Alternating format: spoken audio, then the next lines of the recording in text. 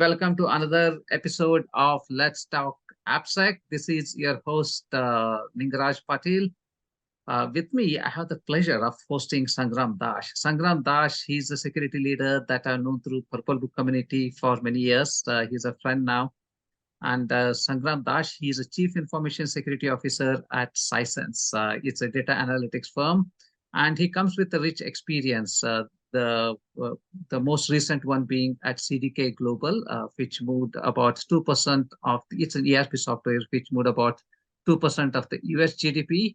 And he had experience at PayPal also. I know him as a fintech expert. Anything about fintech and security, I'm like, he can talk for hours about it. He's very passionate about it, I know. He did his MBA from UCLA, Anderson School of Management. He's a mentor to his kids' robotics team, which I also was for my daughter. And also he's a fan of the Indian cricket team, which I am also. Sangram, welcome to the show. Thank you, 𝗙𝗵𝗁, for doing this. I appreciate all the hard work you do, bringing us together and getting these conversations going. Thank you. All right. Yeah, looking forward to this. So now let's talk about the topic that we want to talk about today, which is AI in cybersecurity, AI in security for in general, and then double click a little bit on AI in application security, right? So Sangram, how are you looking at AI? What is your AI strategy when it comes to just work and cybersecurity? So I think let me set up this conversation in kind of three different buckets, right? So in my current role, I lead security as a CISO, but on the same hand, I also lead the IT org. There are multiple challenges we're trying to solve by use of AI. And the very first thing which comes to our attention is, in fact, it's probably something which will be very, very prevalent in future days, that is AI going to save us money, right? Every board, every leader are asking, is it going to be a productivity gain? Is it going to make us better and safer? Right, so these conversations are happening as we speak, and I, being part of a technology company, I have a front row seat to that. In fact, I can give you three different domains where I'm looking at use of AI. Then you can double click in terms of specifics around what model or what technology you are looking at underneath those. The very first one is we're trying to imagine the future of work, right? That's classic use of productivity suite, collaboration suite. Use of Zoom, use of Gong, use of many other software out there, right? So the conversation there is, can I write my email faster, right? Can I create a PowerPoint pretty quick from a standard template? Or can I create an image which was something you want to use as a graphic? And that's happening now. Like if you look at Google Duet, we have switched that on. Some of the people are using it. Fantastic in many areas. But I don't think that's the real use potential of AI. I think there are more to come, but that is what's happening. And if you look at what ChatGPT or OpenAI and Microsoft Copilot is doing, that's also another area which you'll see that leaders like us have to make a decision between what's the future of productivity in terms of the tool sets, right? Is it going to be everything Microsoft, or is there another alternative to Microsoft, which is use of G Suite along with Slack and Zoom, interpretability of that? The concern there is AI is as good as the data, right? Now, when you have information or data sitting in different systems, can you build those insights, right? So I do not know what's the future, but I know that we need to go and gravitate towards the data where the data resides at one spot, and then start building start training the models and get the insights. So that's the productivity aspect of it. There's another aspect of productivity which is happening, is classic customer service engagement. So it was there for a long time. We know about chat-based conversation. We know about phone conversation, automated response. I think it's going to go to the next level, where the customer interactions will be stored against some data, and we will be asking simple insights like, when did I meet the last customer and what was the action item? What do you think the sentiment of that meeting? Does that correlate between a strategic conversation with a customer versus a tactical solve a problem conversation with a customer. So you will see those data set emerging and validating to leaders like us. Before I get into a meeting with a new customer or existing customer in this scenario, get a sentiment score in terms of whether the customer is really liking the software they use. So those are kind of the other use case I see, right? So broadly speaking, obviously future of work, but one is productivity gain, use of tools. Another is getting insights into the information and data. The third one, and that is also another space which I'm personally very passionate about, is cybersecurity. And we can go deep into this, but the idea here is, yes, cybersecurity industry is dealing with data, massive amount of data. It's a data problem. So if you go back to our age-old SIEM, SOC, SOAR, MDR, XDR conversation, this is nothing but trying to find what possibly can go wrong by looking at data, right? So the detection process is going to change, hence the response process. So that area, again, this is just one use case I'm talking about, but there could be many other use cases which can be solved within cybersecurity. So from my viewpoint, I'm looking at like all three domains in here. There could be more, which is outside of my domain, but I'm absolutely like building insights from the financials data you might have or policy data you might have. So there's a lot coming our way. I'm more optimistic about the future than otherwise, because I think this is a good productivity enhancement technology which is coming our way, and we should embrace it, and we should build a solution on top of what we have today. All right, excellent. Yeah, I think that's a great start for it, right? So talking about productivity gain, that's the lure of the technology that we have and the data that comes with it, and then how to secure itself, right? So now if you can double click on the cybersecurity aspects of it, right? So what kind of challenges do you see for cybersecurity using AI? And of course, there are some opportunities also that come with AI itself, right? So can you maybe talk about a couple of use cases? Absolutely. I think the way to think about it, what can go wrong, right? So in a typical cybersecurity domain, we are risk people. Our job is to risk mitigate, right? So simple things like the emails, the spam emails comes at us, it's going to be looking very good. The way the detection is bad grammar, not well formatted emails, that is gone, right? So those are going to be phishing attempts are going to be very sophisticated, right? That's number one. And what it means, it is going to be, the velocity of attack will be much higher. Like the phishing campaigns will be much higher pace, crafty, and hard to detect from our existing set of technology we have, right? There are other things like the simple model we talked about, right? Data can be poisoned, right? Think about a financial institution, if at all they use a classic AI model for a KYC, know your customer point of view, right? And if there are data or signals you use to determine if Sangram is the right person to do business with, and if the data is somehow manipulated, right? And it happens at a higher degree or higher velocity, you do not know. You are giving a decision to engage or not to engage, or approve a transaction, do not approve a transaction, but AI can really do high damage, right? So that's probably another way of thinking about it.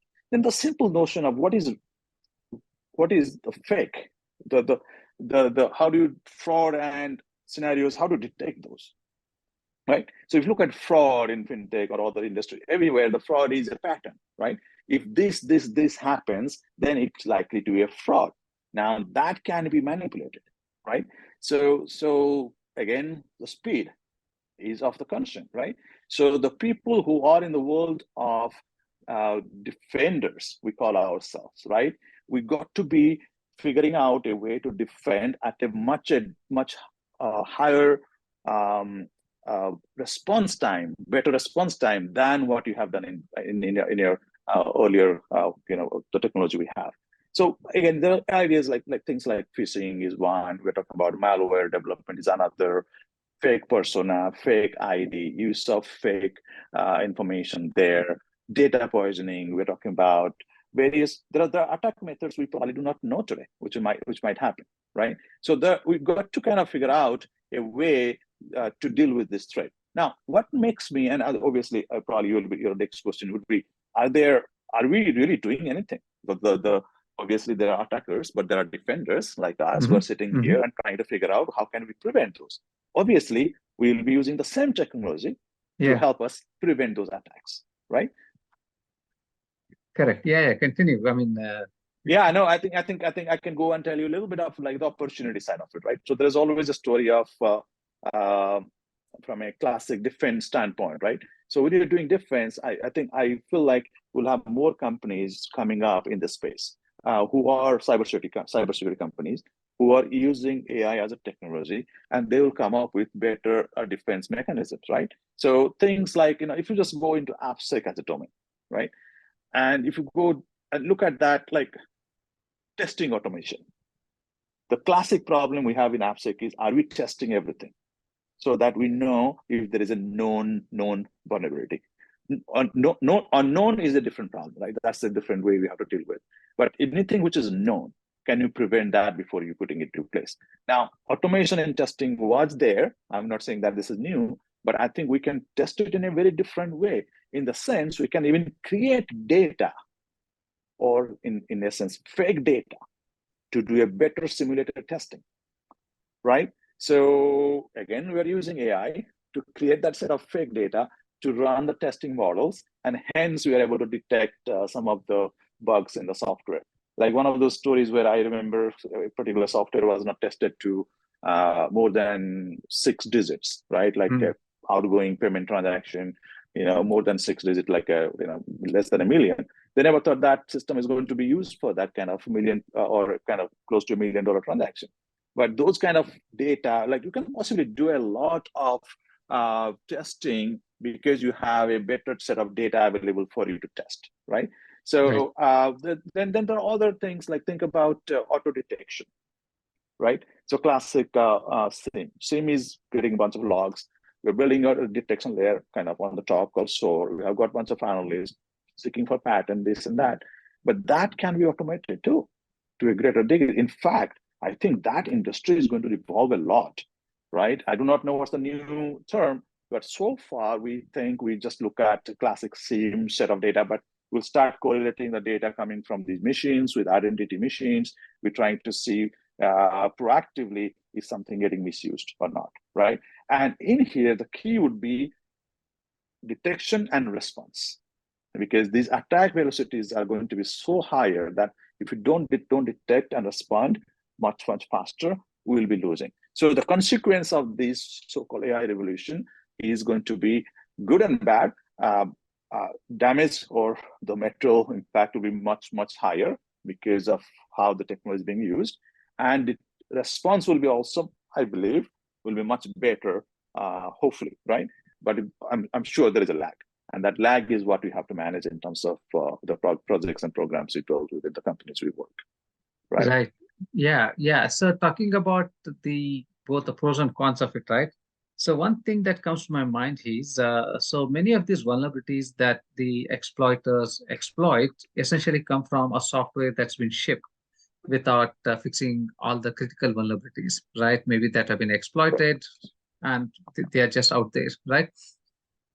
So how do you think AI can help in making sure that we actually can fix some of this problem at the source itself, so that we don't deal with the bigger problem later on when it is in production?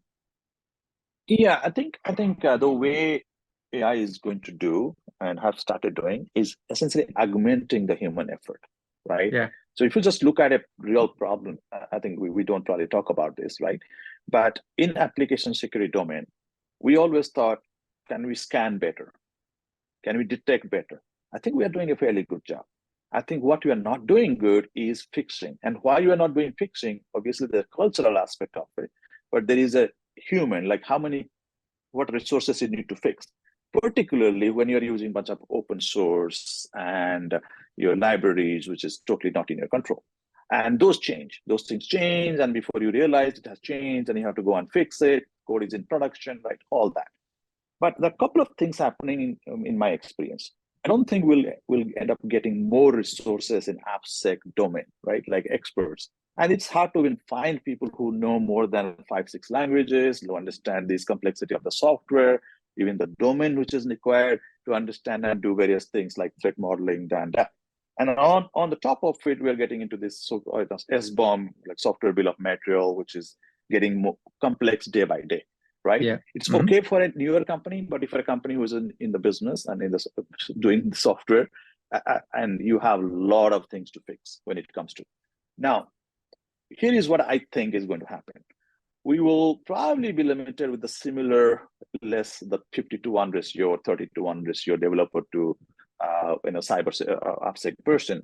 But these people will have better tooling in place and better getting criteria in place. Like classic sift left. And sometimes somebody said, we are sifting left. How much left you want to sift? But it's not about a conversation around sifting left. I think it is a conversation around do the right thing in the software creation process, make the engineering people feel good about what they produce. So oftentimes I talk to my engineering team and I talk to them that, don't you want to have a error-free, bug-free software? You are putting your name behind it. Be proud to create that. And that is where we come in. Our job traditionally has been, we find and we complain. Yeah. We will change, we find, but we find, not you and I, because we're putting the tooling in place in terms of detection and much, much better detection. And then we work together to fix it, right? Then with the conversation in sifting, and in fact, at least I'm trying to sift to where let's fix what is in use.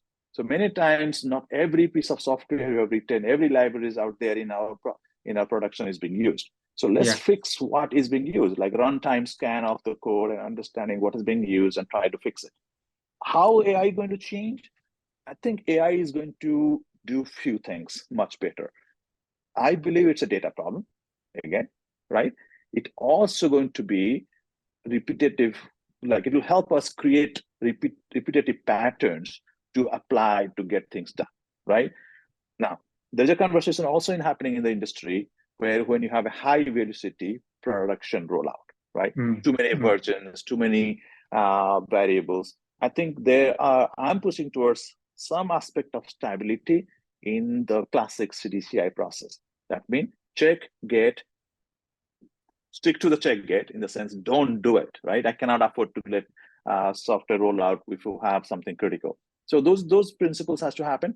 But I think moral of the story here is, coming back to the earlier statement I made, cybersecurity is nothing but we have a data problem.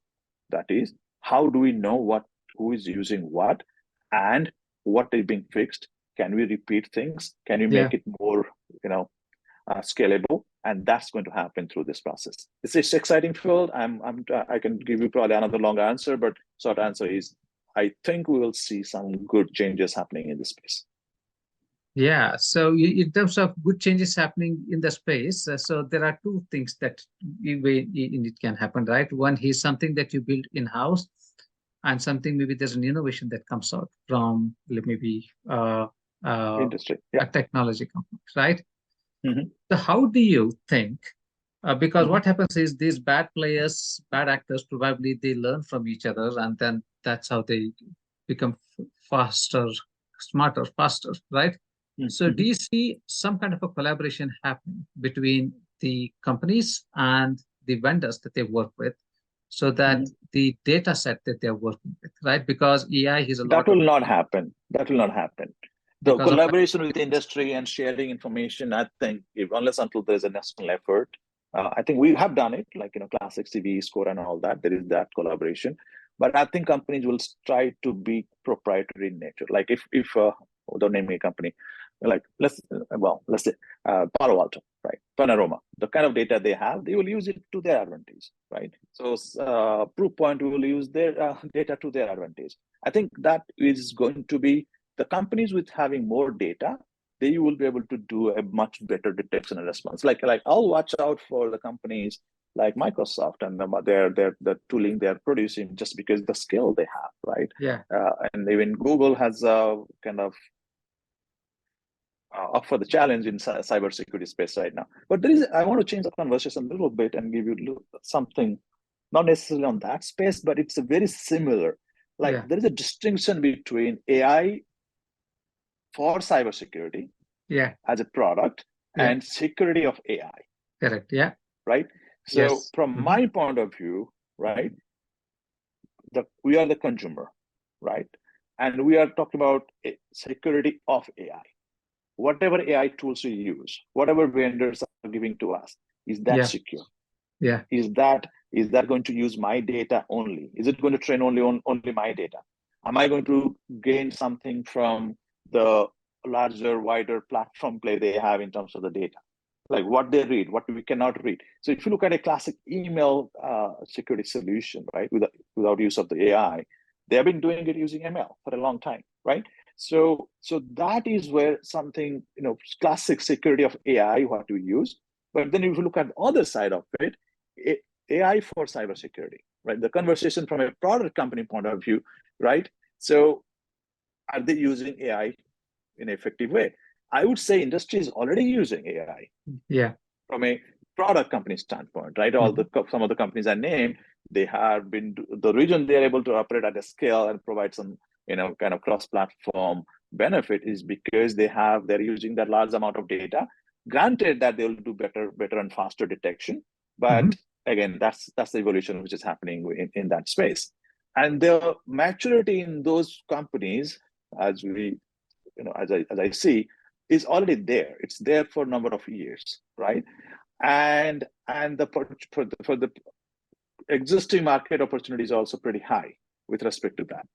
And kind of the risk aspect of it, right? So the way I think things are going to move is which AI is trusted, which AI is not trusted, right?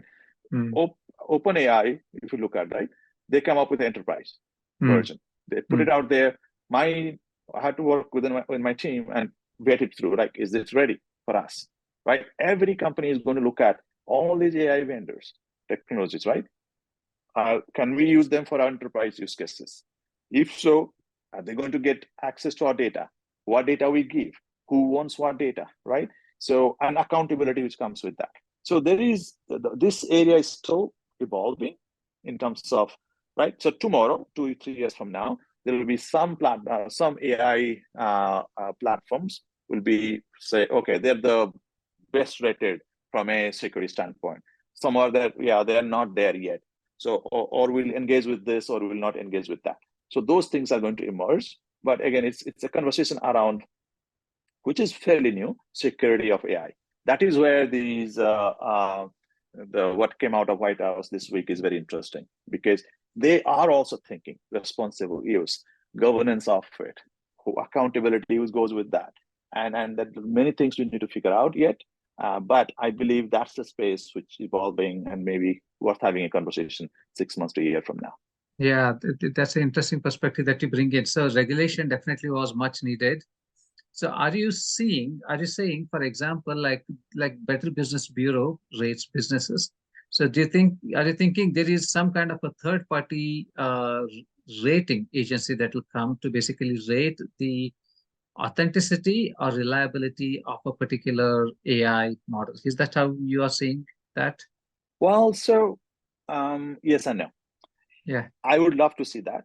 Yeah. But we as an industry have not delivered that. Like if you go back to AICPA, and I think there was a time we were talking about SOC reports and all that, they said there will be a SOC for vendor evaluation, right? So that means you could say AWS is this, GCP is this and that, right? That I don't think has gone anywhere, right? So the standardization in terms of how we evaluate these partners and essentially use them, right? But companies, and so in lack of a standardized industry standard, right? How to evaluate, how to rank, how to write. And every company has taken their own assessment in terms of the program, right? Third-party risk management, you call it, or vendor risk management, whatnot. And we will tend to evaluate that from our use case point of view. every industry has a very different risk tolerance. Like if you're working in a banking, that has a very different risk tolerance than you probably working in some other company, right? And even from a consumer protection point of view, the regulations are a bit different, or applicability of regulation or rules are a bit different by different industry. So it is up to you and your organization how much of a evaluation program you want to build and engage. Coming back to your core question of like AI, and they're going to be vetted, of course, because it will be vetted, lack of a better term, who has got what bad reputation, right? But then when it comes to reality, the bigger companies, right? Even if like we always hear, again, I don't know who is listening, but the big O company, right? Gets issues all the time. Do we stop using them? No. The big other ones, right? So we tend to use them. We do our own due diligence. We essentially write up a memo saying that, yeah, accept the risk, or we were not impacted, and that and that. So I think the big ones are still going to be up there, because from enterprise play point of view, they'll be trusted, they'll be like to be engaged. The smaller ones are going to use the bigger platform, saying that, hey, I use OpenAI, hence I'm the good one, versus somebody who's using Llama or something which is not good one, right? That is how the entrepreneurs are going to differentiate themselves. But end of the day, the core question is still there. That is, can I rely on a platform? And that has to go through some aspect of risk assessment and a decision making. Right. Yeah. So you're saying in some ways it has a responsibility of the organization that does it itself. So I think it seems to me, it looks like the onus on an organization want to use the AI in a responsible way is very high, right? So now we have security leaders like you who now will have an even more important role, because now all of software, we have always been what we call, every company is a software company, right? Because whether it is Google, Coca-Cola, or Caterpillar, each one of them use software to run their business, right? Now, at some point, I think every company will become an AI company, because they'll be relying on AI to make that happen. So do you see this becoming a very big part of a chief information security officer's training, upskilling, making AI a very important part of this, right? Of all the positions, I think security leaders position is the most crucial when it comes to making sure that AI continues to be, that is 100%. And then I think if you look at it, it's just not from a getting a third party or partner tool and use it in your world. In fact, if you tend to block purchase of some of these platforms because they are not the right partners, or they do not have the right security practices, you may not be the popular person in the company you are working, right? So we have to balance that, right? So there is, as everybody is talking about, like, is it 20% productivity again? Is it 30%? I think the minimum I'm hearing is 15 to 20%. We're talking about 2024 productivity gain through AI. If that's true, right? It's good for the organizations, because you can go faster, and you can run you don't have to think about how do I write an email. We can probably write much faster. There are a lot of things which will accelerate. But from my point of view, the tooling we have, the way we provide that security is going to be challenging in a way that how these models are going to use our data, right? So if you look at what typical publicly available ChatGPT, you ask who is a Ling Rajpatil, it's giving a response, right? Based on what's available. Same thing is going to happen in every enterprise. Our data is going to be fed into a transformer or a model. They are going to parse it through. Then you start asking questions. It gives you probably the very first time I'm actually using a tool, it just gives a link to certain things, but it doesn't parse through the information and give me insight. In a 6 months or so from now, I believe that tool is going to give us insights into running through our Confluence pages and various others. So when that happens, we have to be ready to provide data to be used by these models. And this is the engineering leaders and the business leaders are looking at us saying that, can I give this data? Yeah. Now, when you say yes, and you have to say yes, right? You got to be sure that wherever the data is going is secure, right? Correct. And you have ownership of the data. And it's not going from some place to some other place and getting copied to somewhere else, da, da, da, da, da. So there is some aspect of unknown, but we're asking these questions. I think good that there are some, OWASP came up with LLM top 10. There are other checklists which is getting formed in the industry.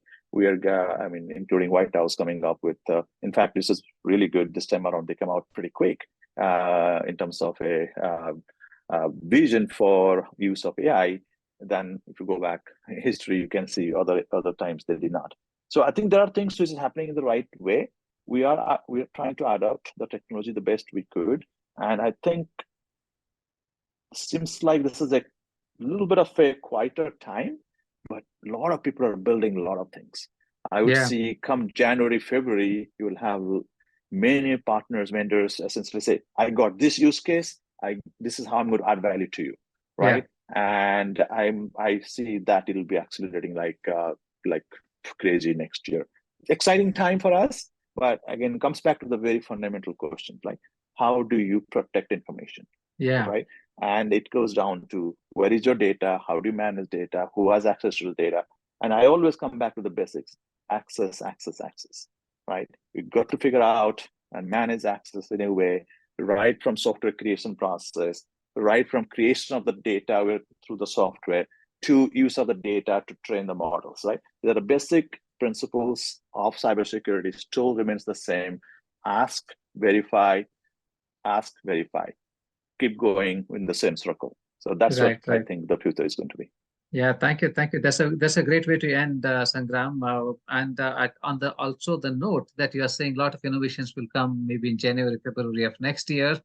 Maybe we can do a follow-on session in Q1, Q2 next year to see, okay, let's see what has happened since we last talked, right? So, So, thank you very much. Like you are a business leader, you are a security leader that I see he's very much understands the value that AI brings, and there is no point trying to curb it. We have to give access to it in a safe way, right? You can't really. I'm like, it's cat is out of the bag now, and like we just need to figure out a way to and use it and to enable the business. And that's how a security leader. That's how we have to approach it. Yeah. Exactly. Yeah. Thank you so much, Sangram. It's been great talking to you, and look forward to another sessions sometime next year. Absolutely. Let's do it, Raj. I appreciate your time as well. Thank you. Okay.